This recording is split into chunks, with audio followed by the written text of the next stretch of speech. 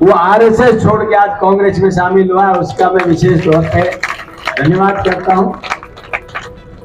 सभी लोगों ने आज की राजनीतिक परिस्थितियों को देखते हुए और बताया कि वर्तमान राजनीति आपको कहां ले जाना चाहती है, और उसने सिखा दिया कि ये समय है आपको अपने हक और अधिकार की लड़ाई लड़ने का। ये वक्त भागने का नहीं, जागने का है। इस वक्त पर आपको एक दूसरे से विचार विमर्श करके और जो परिस्थितियां, जो राजनीतिक हालात आज हमारे प्रदेश और क्षेत्र के अंदर, इस जिले के अंदर है, उनको किस तरह से वापस लाइन पे लाया जा सकता है। आज ये समय इस संकल्प का है जिसके अंदर कांग्रेस से अलावा दूसरा विकल्प नहीं। मैं तो इतना ही कहूंगा कि आपसे ज्यादा कोई नहीं समझता। मैं अपने आप को सौभाग्यशाली मानता हूं कि जो आपने मुझे 4 बार सम्मानित विधानसभा में जाने का अवसर दिया और कांग्रेस पार्टी ने लोकसभा के चुनाव में एक प्रत्याशी बनकर के आपके बीच आने का अवसर दिया।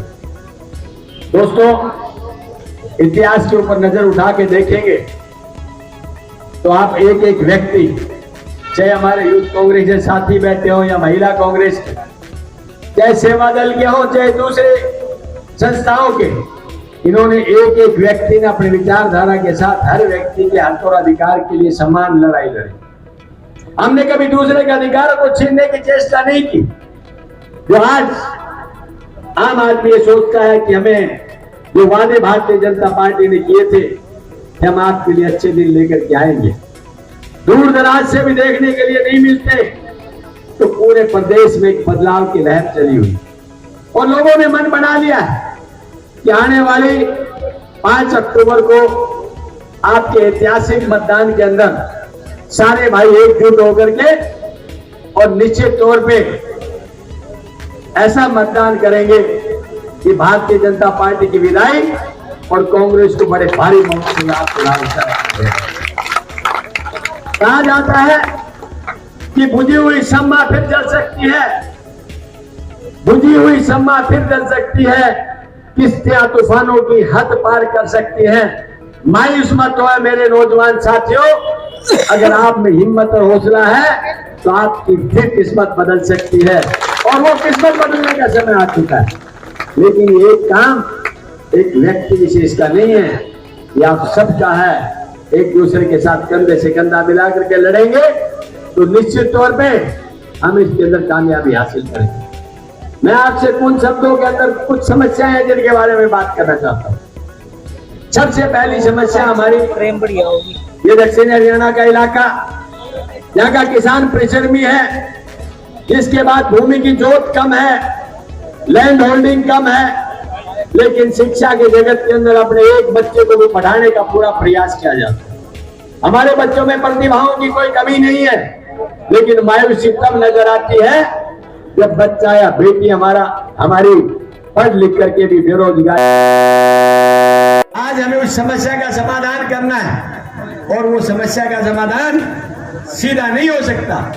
वो समस्या का समाधान हो सकता है कि जहां सरकारी नौकरी मिले सरकारी, और जहां सरकारी नहीं मिले तो प्राइवेट संस्थाओं के अंदर भी, प्राइवेट मल्टीनेशनल कंपनीज के अंदर भी सरकारी नौकरी से भी ज्यादा उदयी भाग्य आपको मिल सकता है। लेकिन वक्त की जरूरत है, वह हालात की जरूरत है, और आपके पास एक परिस्थिति की जरूरत है जहां आप सत्ता परिवर्तन करके ऐसे अवसर प्रदान करें कि यहाँ पर आईएमटी बने और आईएमटी के अंदर मल्टीनेशनल कंपनियां आए और हमारे बच्चों को यहाँ पर रोजगार मिले, उनका भविष्य उज्जवल हो, हमारी पहली कामना है।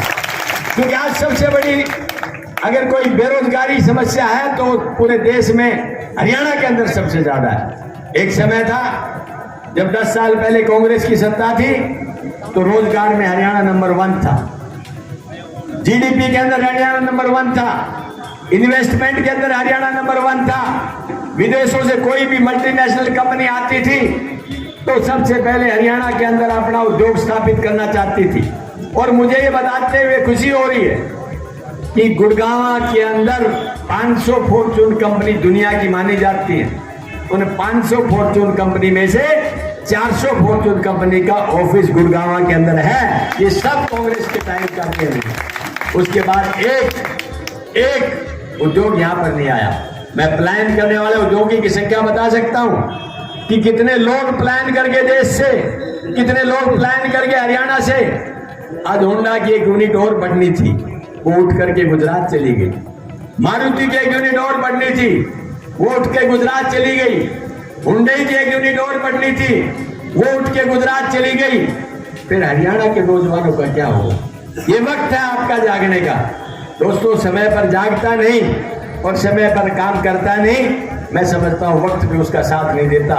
मैं सारे भाइयों से कहना चाहता हूं, बहुत से लोग आएंगे, ये राजनीति है, चुनाव है, चुनाव में अनेकों लोग आएंगे जिनके अपने भाषा, जिनके अपने विचार मात्र सीमित शब्दों में रहेंगे, संकीर्ण विचारों में रहेंगे।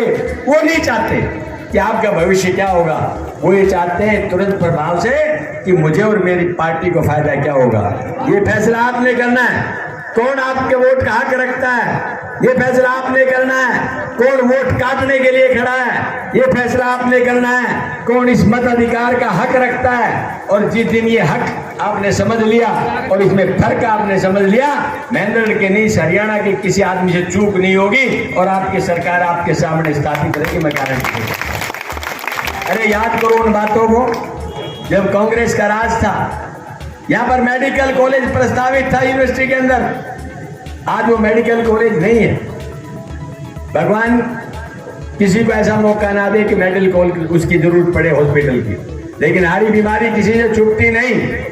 हमें बड़ी मायूसी होती है जब कोई भाई एक्सीडेंट हो जाता है या बीमारी से ग्रस्त हो जाता है, हॉस्पिटल में जाते हैं तो वहां सिर्फ एक लाइन लिखी जाती है, forwarded to Rohtak, forward to Jaipur, forward to Gurgaon Delhi.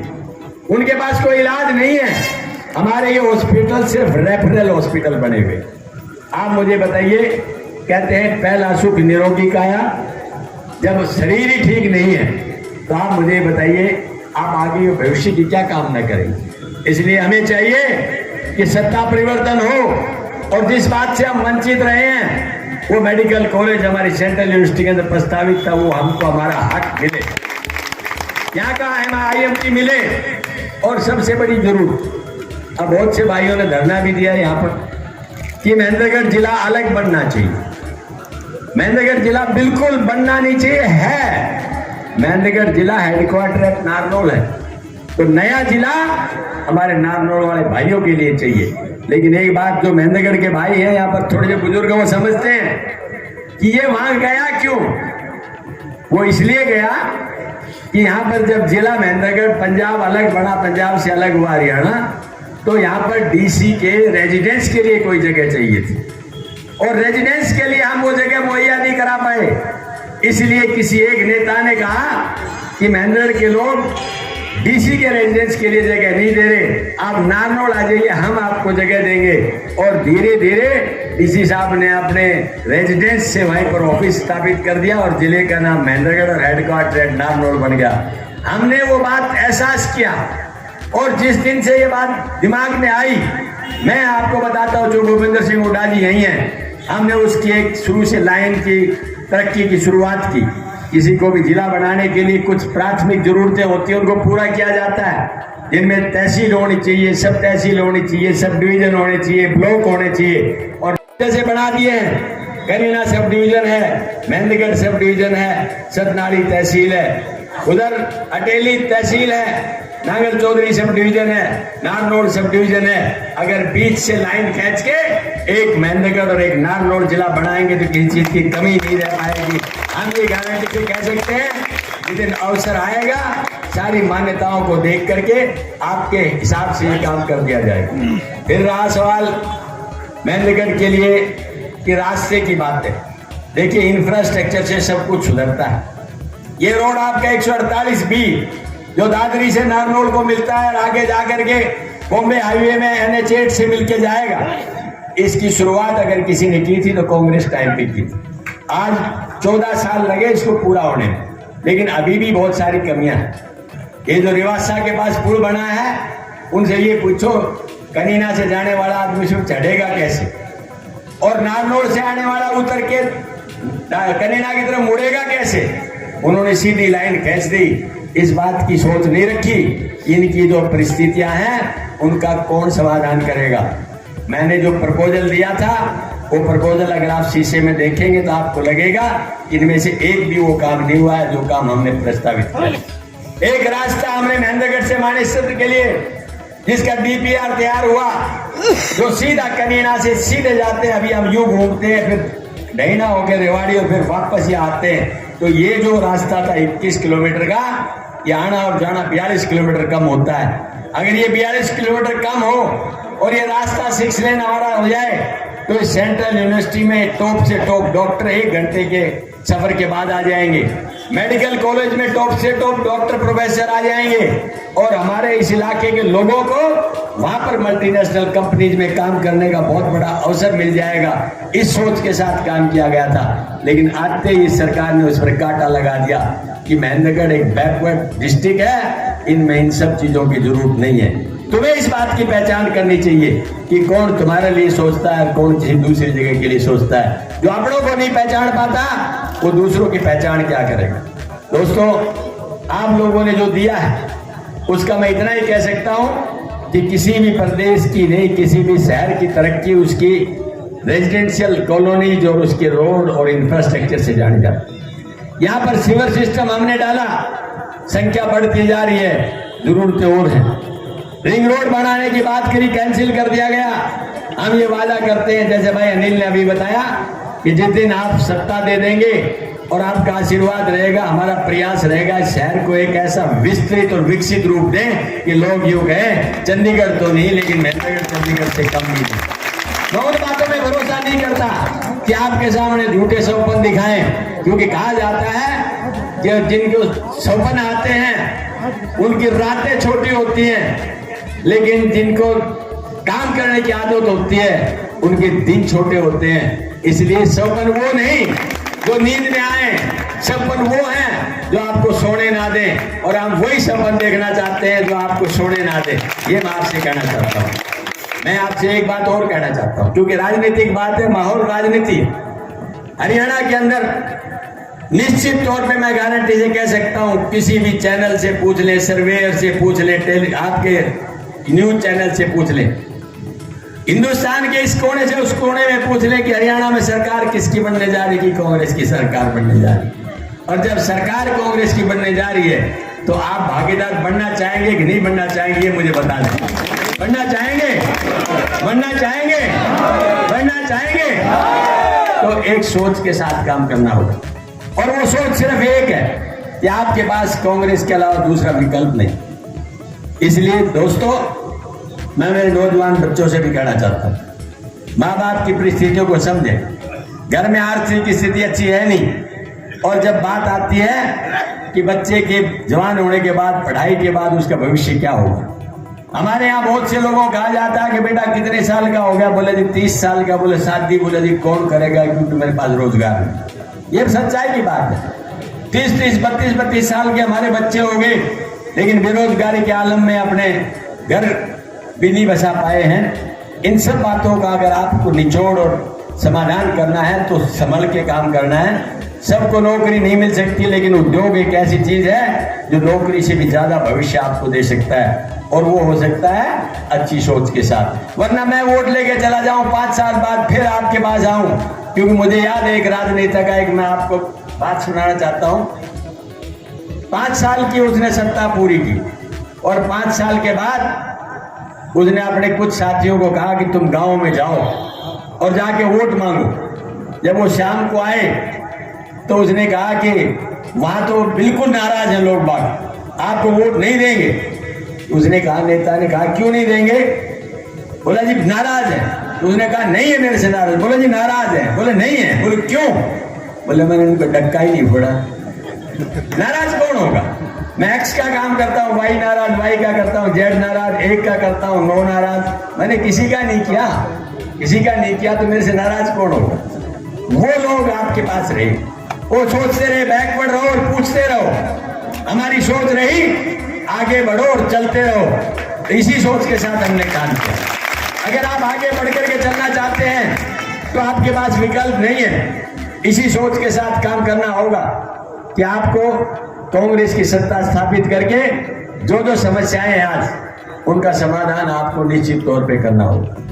दोस्तों और बुजुर्गों, आप लोगों का जो पीछे पार्लियामेंट के अंदर जो प्यार रहा, मैं समझता हूं कि कहीं ना कहीं कोई कमी हमारी रही होगी। कहता है यूं ही कोई बेवफा नहीं होता, कोई ना कोई कमी तो रही होगी, तो हो सकता है। लेकिन मैं आपसे एक बात कहना चाहता हूं, जब मैंने पूछा कि भाई क्या कमी रही, बहुत से साथी हमारे डॉक्टर महेंद्र जी भी, प्रधान महेंद्र जी भी, विजय कप्तान साहब भी, ये कुछ भाई क्या नाम लवली, ये कुछ सुझाव देना चाह रहे थे और ये कह रहे थे कि नेताजी जब आप वोट के लिए जाते हैं हमें आपसे कोई नाराजगी नहीं। तो मैंने कहा फिर नाराज क्यों हुए? बोले तेज हो रहे घोड़ा कुड़ताल से ना, आ की वजह से नाराज हुआ। भाई देखो, कम से कम मैं हाथ जोड़ के प्रार्थना करता हूँ, घोड़ा कुड़ताला तो नाराजगी से, तो वो नाराजगी मत जाहिर करो जिससे आपका हमारा दोनों का नुकसान। उससे हाथ जोड़ सकते हैं भाई, तेरे से प्रार्थना है, अगर तेरे से कोई नाराज है तो तू 1 मिनट पीछे हो जा, दूसरे भाई को आगे आने दे। और मैं भाई नौजवान साथियों से विशेष तौर पर कहना चाहता हूँ, तुम आगे आओ, तुम्हें किसी धोड़े कुड़ते वाले की जरूरत नहीं है, तुम्हारा अपना एक अलग अस्तित्व है, ये मैं आपको बताना चाहता हूँ। और इस बारे में दोबारा सोचना भी मत। रहा सवाल फिर बोला जी आप गांव में जाते हो, वहां सैकड़ों गाड़ियां हो जाती हैं, इसमें कोई दो राय नहीं, ये बात सही है। तो भाई वो बात एक भाई ने और पहले सुझाव दिया था कि भाई नेताजी जब जाएं तो अक्सर जब गांव में जाए तो गाड़ियां पीछे ना हो। तो भाई मैंने अकेला चलने का काम कर लिया। मैंने राहुल जी को भी कहा था, जिस दिन से चला हूं मंजिल पे नजर है, मेरी आंखों ने कभी मील का पत्थर नहीं देखा, अकेला ही आऊंगा और आपसे मिलूंगा। किसी भाई को गिला शिकवा मेरे को बताना, मेरे को कहना, मैं उसकी बात शर्माते हुए रखूंगा और आपकी जो बात आएगी उसका समाधान करने का मैं प्रयास करूंगा। लेकिन कहीं चूक ना हो, एक शीशा सामने, अगर हम अपने शीशे के अंदर अपनी शक्ल नहीं देख सकते और उसको नहीं पहचान सकते तो हम किसी दूसरे को क्या पहचानेंगे? वरना तो फिर वही कहेंगे लोग कि भाई मुसीबत के अंदर कहा जाता है कि भाई मैं आईना देखता रहा, शक्ल मतलब ये थी कि धूल चेहरे पे थी और मैं आईना साफ करता रहा। भाई मुझे यही नहीं पता था अब ये कहाँ है, मेरे चेहरे पे धूल है या शीशे के ऊपर है। तो मेरे चेहरे पे धूल है, ये बात सिर्फ आपको आईना बता सकता है, क्योंकि आईना झूठ नहीं बोलता, आईना सच्चाई बताता है। जो कमी हो आप मुझे बताओ, मैं स्वीकार करूंगा और मैं उसका निराकरण भी करने का प्रयास करूंगा। और लेकिन आप सहज में नाराज मत हो। फिर क्यों कहेंगे जी अब देखते हैं, देखना कुछ नहीं है, बहुत कुछ देख लिया, इससे आगे तो और ज्यादा नीचे जाने का समय। अब तो लगने का काम है, आगे बढ़ने का काम है। समय सिर्फ आपके पास 1 महीना है। 5 तारीख से नॉमिनेशन शुरू है, 12 तारीख तक नॉमिनेशन। नॉमिनेशन की डेट जैसे पार्टी डिसाइड कर देती है आपको हम सूचित कर देंगे। और मेरी सारे भाइयों से निवेदन है, जिस जोश और खरोश के साथ आज आए हैं, इससे 10 गुना नहीं, 15 गुना नहीं, 20 गुना लोगों के साथ आए, ताकि एक मैसेज यहाँ से लेके चंडीगढ़ तक जाए कि दक्षिणी हरियाणा, जिसे भाजपा यूं कहती है कि दक्षिणी हरियाणा में भाजपा की थोड़ी बढ़त है, तो वो बढ़त उसी दिन खत्म हो जाए और जनता से निपटती है। प्रजातंत्र में सबसे बड़ी लड़ाई जनता की है और मैं इसीलिए कहता हूं ये लड़ाई अब की बार जनता की और भारतीय जनता की है। अगर आप अपना हक चाहते हैं तो आप अपनी लड़ाई लड़ लें, वरना तो फिर पछतावा होगा। मैं पहले भी कह चुका हूं कि एक चूक पता नहीं कहां जाके निपटेगी। कहता है लम्हों की गलती को सदियों ने भोगा, एक क्षण की गलती अगर गई जो पीछे हुई उसका कहां जाके नुकसान होगा, कहां तक जाएगा इसका कुछ नहीं पता। लेकिन मुझे पूरा भरोसा है कि महेंद्रगढ़ और आस पड़ोस के जितने भी साथी आए हुए हैं, मैं धन्यवाद करता हूं मेरे दूसरे अन्य साथी जो यहाँ आए हुए हैं, दूसरे क्षेत्र से आए हुए हैं, उनसे भी मेरा निवेदन कि महेंद्रगढ़ को नहीं, पूरे आस पड़ोस के जितने भी आपके विधानसभा क्षेत्र लगे उनके अंदर सब भाइयों ने आपने ताकत लगा के मदद करनी है। और मैं आपका साथी, आपका दोस्त, आपका भाई समझ लेना। अपनी अपनी जिम्मेवारी समझ करके हर व्यक्ति दान सिंह समझ करके इस चुनाव को लड़ना, ताकि आपकी एक लाइन बिल्कुल स्पष्ट रहे, ताकि हम दूसरी जगह जाके दूसरे भाई की मदद कर सके। ऐसा मैं आपसे आशा और अपेक्षा रखता हूँ और मुझे पूरा भरोसा है कि सारी बातें आप सुनेंगे, उस पर विचार करेंगे और आने वाले समय के अंदर एक नया ऐतिहासिक परिणाम 2000 में आपने दिया था हाईएस्ट वोट से जिताने का पूरे हरियाणा के अंदर, और वो आज तक रिकॉर्ड है। तो भाई मैं आपसे अपेक्षा करता हूं कि 2000 को रिकॉर्ड को भी अब की बार तोड़े, तो एक नई पहचान के साथ आप लोग आएंगे। आप सबने मान सम्मान दिया, धैर्य से सुना, मैं उसके लिए 36 बिरादरी का दिल की गहराई से धन्यवाद करता हूं। और कुछ भाई आज संबोधित नहीं कर पाए, उनका मैं, भाई कुलबीर बोरा जी जैसे कई साथी थे, उनको मैं एक विश्वास दिलाता हूं कि आने वाले समय के अंदर हमारे राजपत जी, कौन थे, पतराम जी भी बोलना चाहते थे, हमारे साथी सुरीति से वो भी।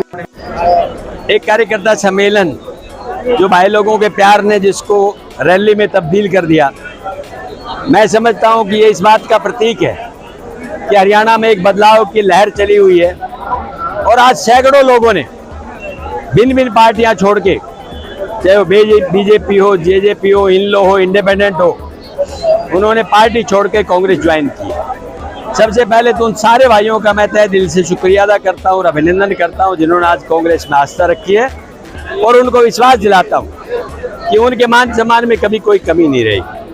और यहाँ लोगों की सोच एक ही थी कि इस बदलाव के अंदर दक्षिणी हरियाणा किसी तरह से भी पीछे नहीं रहेगा, और जो बदलाव के अंदर सत्ता स्थापित होगी उसमें अपने हक और अधिकार की लड़ाई पूरे ताकत के साथ लड़ेगी। सर, जिस तरह चुनाव आयोग ने जो वोटिंग की डेट है वो सरकाई है, तो इसे किस नज़र से देखते हैं आप? देखिए, मैं समझता हूँ उनकी परिस्थितियाँ क्या रही हैं ये तो चुनाव आयोग बता सकता है, लेकिन मैं इतना कह सकता हूं कि इस बदलाव से कोई फर्क नहीं पड़ेगा।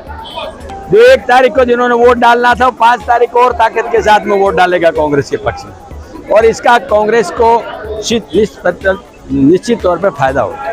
कांग्रेस की जो लिस्ट है वो कब तक आ जाएगी, पहली लिस्ट? देखिए, प्रक्रिया जारी है और मैं समझता हूं अगले 3 दिन के अंदर, शायद 2 चरणों में दें, कोई न कोई फैसला मंथन के बाद निश्चित तौर पे 3, 4 तारीख, 5 तारीख तक आएगा। बीजेपी में जो टिकटों को लेकर काफी घमासान बताया जा रहा है, और अमित शाह ने भी अपना दौरा रखा है, तो किस तरह से देखते हैं बीजेपी में जो टिकटों को लेकर आपस में गुटबाजी? उन्होंने अभी तक कोई लिस्ट जारी नहीं की है। J&K की एक लिस्ट जारी की थी जिसमें पहले 44 आदमी का नाम था, वो कैंसिल कर दी गई। फिर 15 आदमी का नाम आया, उसमें भी उनका आपस में मनमुटाव सबके सामने नजर आया। इस बात से बीजेपी निश्चित तौर पे चिंतित है कि उनके टिकट आवंटन के सिस्टम से मतदाता और वहाँ के जितने भी प्रतिनिधि हैं, जो उम्मीदवार हैं, वो संतुष्ट नहीं है। वही परिस्थिति हरियाणा के अंदर भी नजर आ रही है, वरना तो उनकी CEC की मीटिंग संपन्न हुए आज 4 दिन हो चुके और ये कह रहे थे कि अगले दिन सुबह ही घोषित कर दी जाएंगी। अभी तक लोगों के दिल और दिमाग पर असमंजस बनाया हुआ है और उनको हार सुनिश्चित नजर आ रही है। मैं समझता हूं हरियाणा के अंदर कांग्रेस का बहुत भारी बहुमत के साथ में सत्ता स्थापित करने का प्रोग्राम है। भारतीय जनता पार्टी चाहे टिकट आज दे या 4 दिन बाद दे, उससे कोई फर्क नहीं पड़ता। सर, किन मुद्दों को लेकर जनता के बीच जा रही है? देखिए, सबसे बड़ा मुद्दा बेरोजगारी। हमारा बेरोजगार, वैसे हिंदुस्तान दुनिया के अंदर सबसे ज्यादा युवा देश है, यहाँ 65% युवा है, और हरियाणा एक टाइम था नंबर 1 कांग्रेस राज में रोजगार में था, आज वो नंबर 1 बेरोजगारी में है। इसलिए जो सबसे बड़ी बेरोजगारी की लंबी लाइन है, उस बात को लेकर युवाओं में आक्रोश है। सबसे पहला काम हमारा ये रहेगा, सरकार आते ही जो खाली पद हैं उनकी भर्ती की जाएगी। उसके बाद जो आम आदमी महंगाई से पीड़ित है, इस पे विचार किया जाएगा, और उसके बाद प्रदेश के विकास के ऊपर बात लेकर के, ताकि आम आदमी का शांतिमय जीवन और अच्छा जीवन व्यतीत करने के लिए साधन जुटा सके, ये हमारी प्राथमिकता रहेगी। Thank you.